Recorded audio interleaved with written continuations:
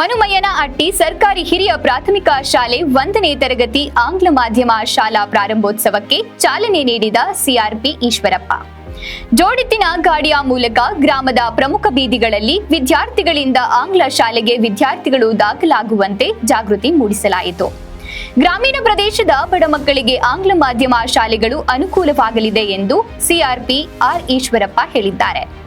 ಬುಧವಾರ ಎನ್ ದೇವರಾಪುರ ಗ್ರಾಮ ಪಂಚಾಯಿತಿ ವ್ಯಾಪ್ತಿಯ ಮನುಮಯ್ಯನಹಟ್ಟಿ ಗ್ರಾಮದ ಸರ್ಕಾರಿ ಹಿರಿಯ ಪ್ರಾಥಮಿಕ ಶಾಲೆಯ ಆವರಣದಲ್ಲಿ 2024-25ನೇ ಶೈಕ್ಷಣಿಕ ವರ್ಷದ 1ನೇ ತರಗತಿ ಆಂಗ್ಲ ಮಾಧ್ಯಮ ಶಾಲೆಯ ಪ್ರಾರಂಭೋತ್ಸವಕ್ಕೆ ದೀಪ ಬೆಳಗಿಸಿ ಉದ್ಘಾಟಿಸಿ ಕಾರ್ಯಕ್ರಮಕ್ಕೆ ಚಾಲನೆ ನೀಡಿ ಮಾತನಾಡಿದ ಅವರು, ಗ್ರಾಮೀಣ ಪ್ರದೇಶದ ಬಡವರು, ಕೂಲಿ ಕಾರ್ಮಿಕರ ಮಕ್ಕಳು ಆಂಗ್ಲ ಶಾಲೆಗಳಲ್ಲಿ ಅಭ್ಯಾಸ ಮಾಡಲು ಅನುಕೂಲವಾಗಲಿದೆ.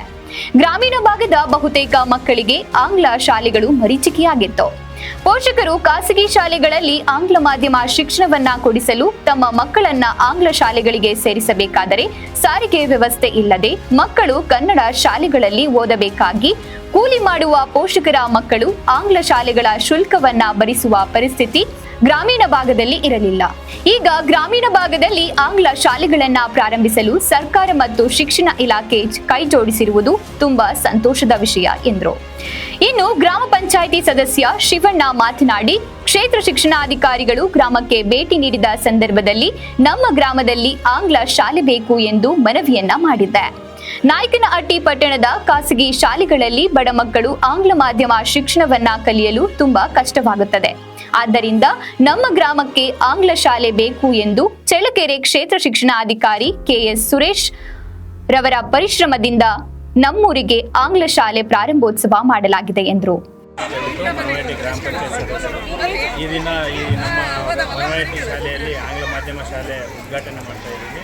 ಹಿಂದೆ ನಾವು ಊರಿಗೆ ಒಂದ್ಸಲ BO ಸುರೇಶ್ ಸರ್ ಅವರು ಭೇಟಿ ಕೊಟ್ಟಾಗ ಅವರಿಗೊಂದು ಮನವಿ ಮಾಡಿದ್ವಿ.